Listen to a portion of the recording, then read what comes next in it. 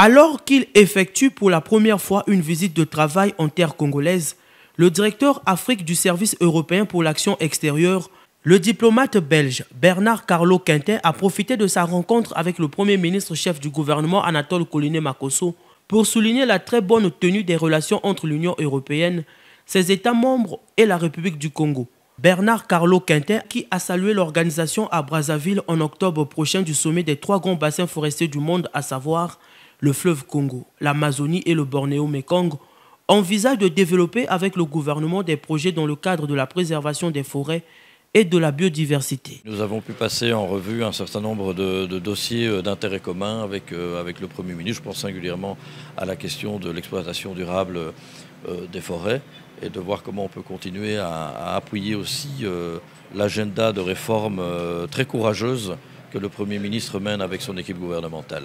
On travaille sur les 2 zones forestières de la République du Congo, l'idée étant de voir comment on peut faire en sorte que cette richesse, qui est en même temps un bien commun mondial, serve aussi à la population congolaise. Donc ce n'est pas de dire il faut ne rien toucher, mais c'est de mettre en place une exploitation durable et qui soit au bénéfice des populations aussi. Donc, et de faire le lien entre le bénéfice pour les populations qui vivent là et ici en République du Congo, mais aussi pour la population mondiale, qui a besoin de ce bassin du fleuve Congo comme un poumon mondial. Au Congo, l'Union européenne, faut-il le rappeler, accompagne plusieurs autres programmes de développement, à l'instar de la professionnalisation de la police.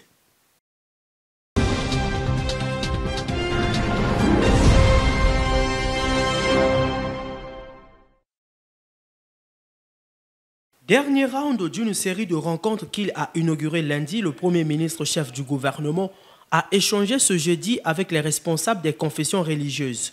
Anatole Koliné-Makosso, ayant conscience de ce que ces hommes d'église gèrent au quotidien la conduite des âmes dans leurs lieux de culte respectifs, les invite à un sursaut national, quitte à adhérer à cette campagne de sensibilisation qui a été lancée sur la nouvelle hausse dès ce 15 juillet du prix de l'essence qui passe à 775 francs le litre. On se souvient qu'à la suite de la première augmentation du prix des carburants à 5% en janvier 2023, la taxe de roulage est jusqu'à ce jour supprimée et bien d'autres mesures d'assouplissement ont suivi. C'était sans compter pour maintenir intacts les prix des denrées alimentaires sur le marché. Pour le Premier ministre, les Congolais ont plus à gagner qu'à perdre dans cette nouvelle hausse. On se dit oui, on peut cibler des projets sociaux très structurants. Des projets économiques aussi, pourquoi pas, en direction desquels nous pourrons orienter ces ressources que générera cette augmentation et que tous les Congolais se rendent compte que le prix du carburant a augmenté, c'est vrai, mais ça nous a permis de résoudre tel ou tel autre problème. Et pourquoi ne pas tenter? Nous y sommes. On va voir ce que ça va nous générer comme ressources avec cette augmentation de l'essence. On va calculer et on va définir les projets sociaux qu'il nous faut financer. On viendra certainement vous le dire. Comme je vous explique aujourd'hui avec ce que nous avons fait des premières ressources.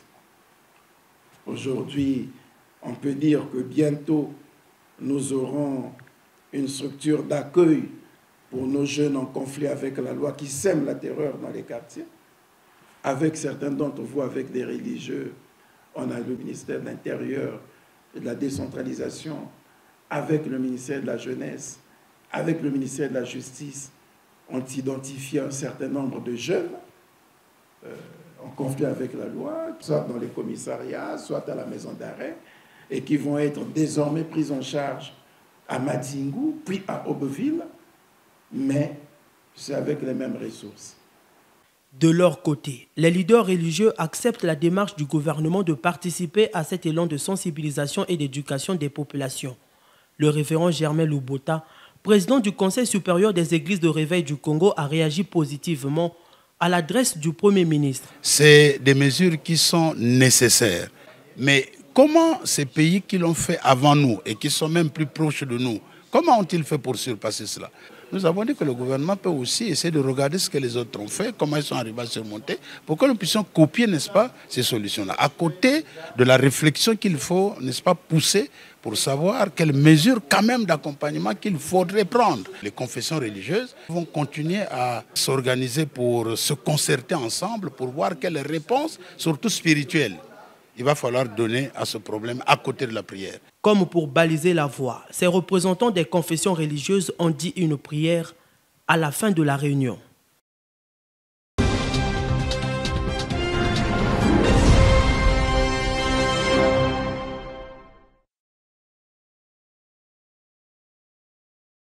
C'est une période assez compliquée pour tout petit qui doivent supporter le vent et le froid qui soufflent durant cette période de saison sèche.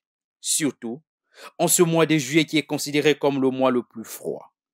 Période au cours de laquelle les maladies saisonnières sont aussi présentes. Des altitudes responsables sont à observer par les parents pour aider les enfants à être en parfaite santé. La maman du bébé doit commencer à habiller l'enfant par le haut. Mais les trois habits, après, il descend en bas. Pourquoi le haut? Le haut, c'est pour éviter le coup de froid. Le bébé peut attraper des toux, surtout que nous sommes en période. Toux, de pneumonie, des bronchites. Et puis la maman ne doit pas laver l'enfant tous les jours, quotidiennement, non. Il peut faire 2 jours sur 1 jour sur 2, c'est comme ça. Juste vers les 16 heures, nettoie rapidement l'enfant et puis l'habille. La nuit, le froid vient souvent, plus sérieusement la nuit, vers les 3 heures. Le froid augmente. Même nous, les grandes personnes, on attrape le froid vers les 3 heures du matin. La maman doit aussi bien couvrir l'enfant. Pour les mamans allaitantes, Nadine Obambi, chef d'unité point focal nutrition précise. Si un bébé prend du biberon, la maman doit connaître la diététique, c'est-à-dire la quantité d'eau et le nombre de cuillerées rasées qu'on doit mettre dans la bouteille. Il en faut à la maman d'acheter 3 bouteilles de biberon. À 1 mois, c'est 30 ml d'eau et 1 cuillerée rasée de lait. À 2 mois, c'est 60, 2 cuillerées. 3 mois, c'est 90, 3. Le lait n'a pas d'inconvénient. Le lait maternel, c'est un bon lait. C'est riche. Et les anticorps. Donc tout ça là, à partir de l'allaitement maternel, ça a les avantages. En ces cycles de saison sèche, il est nécessaire d'attribuer les aliments chauds et onctueux. Bref, avoir une alimentation équilibrée, variée et non surgelée afin d'optimiser sa forme et son bien-être.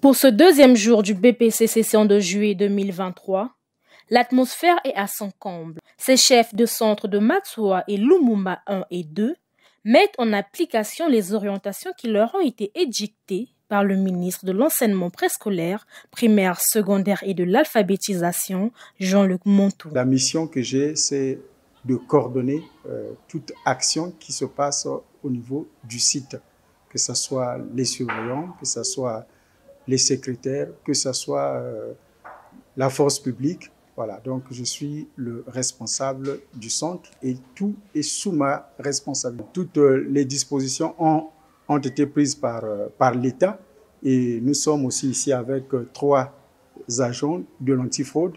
Nous travaillons donc en parfaite collaboration pour le bon déroulement de l'examen ici au CG de Matsoua. Nous avons des consignes qu'on avait données pour chaque membre, pour ceux de la surveillance, ceux du secrétariat et pour nous qui sommes les responsables, donc les membres du jury. Et nous sommes en train donc de mettre à pied d'œuvre ces consignes qu'on a mis à notre disposition. De l'autre côté, les sapeurs-pompiers présents dans ces centres accomplissent tant soit peu leur sacerdoce. Pour cette journée, 21 candidats ont été pris en charge. En ce moment, là où nous sommes, tout se passe bien. On reçoit les patients et on leur donne le traitement qu'il faut. On suit les patients selon l'évolution. Et quand ils partent dans les salles, et si quelque chose ne marche pas, ils reviennent encore pour prendre les traitements. On a reçu quelques patients.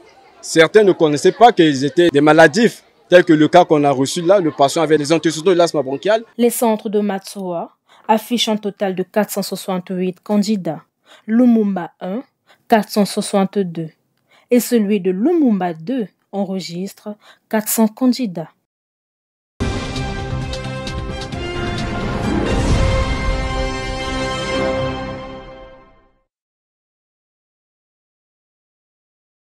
Il s'est agi au cours de cette conférence de presse de sensibiliser les jeunes artistes professionnels sur les scènes qui vont se jouer à l'Institut français de Brazzaville, dans les quartiers et orphelinats de la place. Cette conférence est organisée par le Festival international Tokomi en partenariat avec l'Institut français de Brazzaville.